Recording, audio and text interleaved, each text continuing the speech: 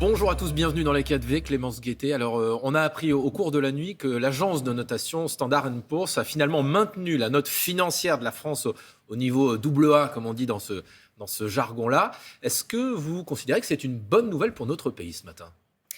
Bonjour déjà. Alors évidemment, les macronistes sont les bons élèves du marché financier, donc j'imagine qu'ils seront satisfaits par ça. Il y a quelques mois, on avait été moins bien noté par une autre agence. C'est un signal positif, a dit Bruno Le Maire. Oui, en fait, je pense que ça questionne vraiment sur pour qui gouverne Macron et les macronistes de manière générale, c'est-à-dire qu'ils sont plus attentifs à une agence de notation et son avis qu'à l'avis du peuple français qui est dans la rue par millions depuis des mois et qui, à 80%, ne veut pas de la réforme des retraites. Voilà, je pense que vraiment, on doit se questionner sur ce sujet. Nous, on avait défendu un programme avec Jean-Luc Mélenchon où il fallait gouverner par les besoins, c'est-à-dire pour les gens. Et je pense par exemple à la sortie de M. Attal cette semaine qui dit qu'on n'a pas d'argent pour la bifurcation écologique. Je pense que ça, c'est une nécessité qui mériterait de s'endetter. La dette écologique, c'est la mort, c'est la survie, c'est cette planète dont on parle, alors que la dette financière, probablement, on ne la remboursera jamais. Donc je pense qu'il y a vraiment un problème philosophique sur qui écoute ce gouvernement. Pour vous, il faut dire, si j'ose dire, on n'en a rien à faire des agences de notation, faisons comme on a décidé ? Je pense qu'il faudrait que déjà ils aient une idée de ce qu'ils voudraient faire. Nous, on proposait 200 milliards pour la bifurcation. Pourquoi ? Parce que l'ampleur de la tâche est énorme et qu'il faut investir. Eux décident de mener une politique qui est très classique en réalité, qui est une politique austéritaire, de casse sociale, réforme des retraites, réforme de l'assurance chômage, etc.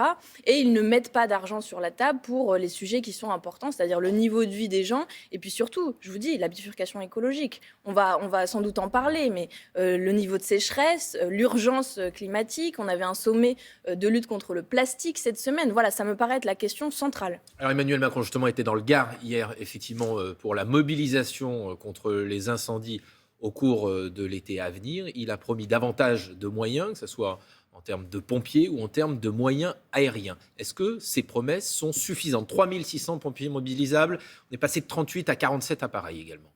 Bon, la première chose, c'est qu'il y a une légère ingratitude quand même de demander à des gens d'être surmobilisés à une période, vraisemblablement cet été, alors que M. Macron vient aussi de leur voler 2 ans de vie. Ils sont aussi concernés par la réforme des retraites.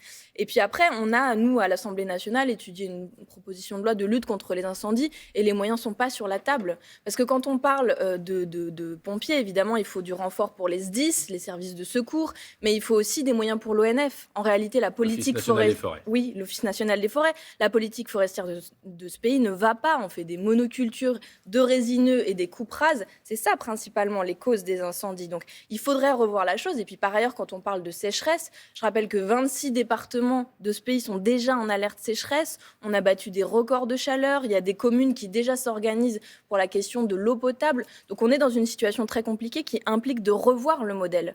Quand on dit qu'on lutte contre les méga-bassines, ça veut dire aussi qu'il faut revoir la question de la transition agricole de ce pays. C'est ça qui consomme de l'eau, par exemple. Nous, on proposait un plan pour lutter contre les fuites des canalisations. Dans ce pays, ça représente l'équivalent de 1/3 de la consommation en eau potable. Donc il y a des chantiers d'ampleur qu'il faut démarrer sur ces questions. Alors par exemple, une météo des forêts a été lancée pour prévenir et que les gens puissent savoir les zones plus ou moins touchées par les incendies. C'est un vrai outil de prévention pour vous ou est-ce que c'est un gadget ? D'habitude, c'est un numéro vert qu'ils nous font sur chaque sujet. Alors le nombre de numéros verts qui ont été créés depuis 6 ans, c'est incroyable. C'est bien d'informer. La météo de l'énergie qui avait été créée sur la question des consommations énergétiques, le fait de savoir ce qui se passe dans nos forêts, évidemment. Mais il faut d'autres choses, il faut de la sensibilisation dans les écoles. Si jamais les gens ne vont pas sur cette météo, ils ne seront pas plus informés qu'ils ne l'étaient il y a quelques mois. Donc il faut une sensibilisation très, très profonde et pour ça, il faut sortir du déni climatique aussi. Donc ça veut dire prendre des responsabilités politiques, mener des grandes actions et des grands chantiers dont je vous parlais. Et pour l'instant, ce n'est pas au rendez-vous, ce n'est pas à la hauteur. Alors mardi aura lieu la 14e journée de mobilisation contre la réforme des retraites. À quoi bon faire grève et manifester contre un texte qui a déjà été promulgué et une réforme sur laquelle on sait Emmanuel Macron ne veut pas du tout revenir ? Eh bien parce qu'il doit écouter le peuple qui, lui, ne veut pas passer à autre chose, ne veut pas tourner la page. C'est pas parce que le monarque présidentiel le décide et vient à la télévision pour changer de sujet tous les jours en ce moment et qui nous demande d'être apaisé pendant 100 jours que le peuple français est décidé à le faire. Non, les gens ont compris que cette réforme était profondément injuste et qu'il fallait continuer de se mobiliser pour. Par ailleurs, l'histoire nous a montré qu'on pouvait revenir sur des réformes quand elles étaient injustes et quand la mobilisation populaire était au rendez-vous. Donc il faut être très nombreux mardi, évidemment, dans la rue, continuer de mettre la pression. Et puis après, nous avons encore des chances. 2 jours plus On va tard, en parler, voilà. jeudi, la proposition de loi dont on a beaucoup parlé du fameux groupe Lyot sera examinée dans l'hémicycle, sauf que la principale proposition qui prévoyait d'abroger le report à 64 ans a été retirée et que la présidente de l'Assemblée nationale a déjà prévenu, en quelque sorte, si vous ou d'autres essayez de réintroduire cet élément-là, elle le jugera probablement irrecevable au titre d'un article de la Constitution qui ne veut pas de nouvelles charges financières dans les propositions de loi. À quoi bon, là aussi, réintroduire cet élément si la présidente le juge irrecevable ? Nous, on met la pression parce que ce qui s'est passé déjà la semaine dernière en commission est inacceptable. C'est le droit d'amender par les oppositions qui a été remis en cause. À quoi servons-nous en tant qu'opposition si on ne peut pas modifier des lois quand elles nous sont proposées ? Il y a eu un vote en commission. Oui, mais on nous a supprimé 1000 amendements où on voulait faire des propositions de financement alternatif, revenir, pouvoir débattre.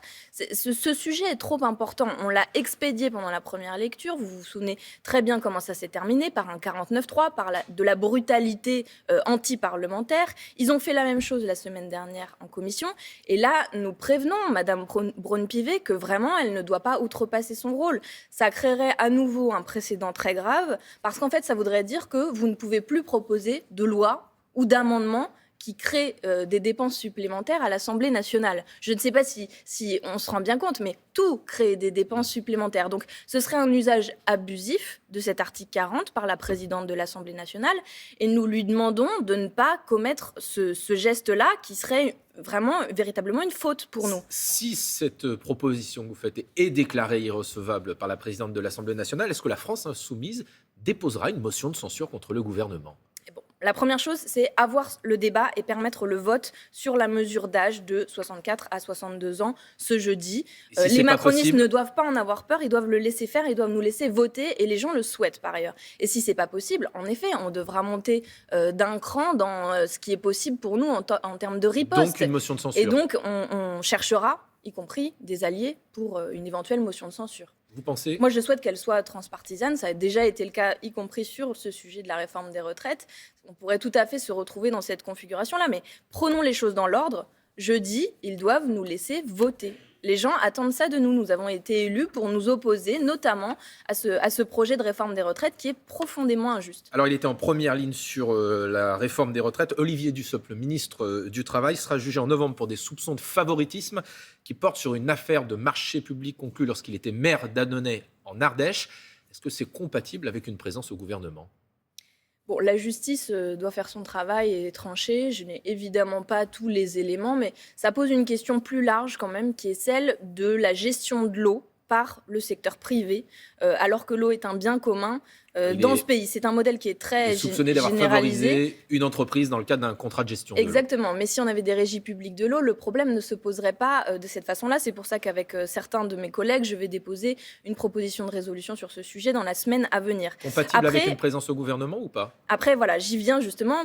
Ce qui me gêne chez M. Dussopt, hors de ces affaires qui, encore une fois, sont le symptôme du fait de gouverner au profit de quelques-uns et pas au profit de l'intérêt général. Ça, c'est évidemment fondamental, mais c'est tout autant son attitude sur la question de la réforme des retraites, où il a accumulé des mensonges, y compris dans l'hémicycle, où nous, on apprenait véritablement ce qui allait se passer pour ces fameux 1 200 €, pour les mesures d'âge. Est-ce que vous allez travailler de 43 ou 44 ans pour les carrières des femmes ? Nous, on apprenait tout ça, notamment grâce au rôle des médias, en regardant la télévision, parce que sinon, dans l'hémicycle, nous était servi tout un tas de bobards dans tous les sens, et notamment par le principal intéressé, M. Dussopt, qui défendait cette réforme. Pas son départ du gouvernement.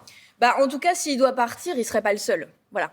Justement, 2 questions sur des échéances électorales qui sont plus ou moins éloignées. Dans quasiment un an, à une semaine près, auront lieu les élections européennes. Il y a un certain nombre de partis, les écologistes, notamment les communistes, qui disent on n'est pas favorable à une liste unique de la NUP. Qu'est-ce que vous leur répondez ? Je pense que c'est une erreur. Je pense qu'on est attendu par les enjeux, parce que le bloc néolibéral macroniste se maintient, parce que le bloc d'extrême droite est là, et je pense qu'on doit pouvoir proposer une alternative de gauche progressiste, écologiste à ce pays. Donc je pense qu'il y a cette nécessité. Après, cette nécessité, pas n'importe comment, sur un programme, mais ça tombe bien, on en a conclu un il y a quelques mois de ça, qui incluait notamment des enjeux européens, la question du protectionnisme, la question de la lutte contre les paradis fiscaux, la question des minima sociaux au niveau de l'Union européenne. Donc il me semble que nous avons une bonne base pour travailler ensemble. Et par ailleurs, je réfute l'idée qu'on pourrait ouvrir une parenthèse en quelques mois, quelques années, faire des campagnes différentes et se retrouver en 2027. Je pense que c'est une erreur de voir les choses de cette façon-là, et que les enjeux européens, par ailleurs, se posent énormément quand on est dans une élection présidentielle ou des élections législatives. Parler de 2027, Voilà. En un mot, il y en a quelqu'un qui est de plus en plus présent, qui a fait un appel aux dons. Il s'appelle François Ruffin, député LFI de la Somme. C'est lui le futur et le bon candidat pour l'élection présidentielle en 2027 ? Il le dit lui-même, on est très tôt, c'est encore très loin. Donc NUPES, pas NUPES, les configurations politiques peuvent largement évoluer. Moi, ce que j'espère, c'est que d'ici là, on va réussir à renforcer un collectif, différentes figures, personnalités qui sont complémentaires les unes des autres, et surtout qu'on va travailler sur le fond pour être à la hauteur des enjeux qui se posent à nous sur le plan écologique, démocratique et social. Merci beaucoup Clémence Merci. Guettet.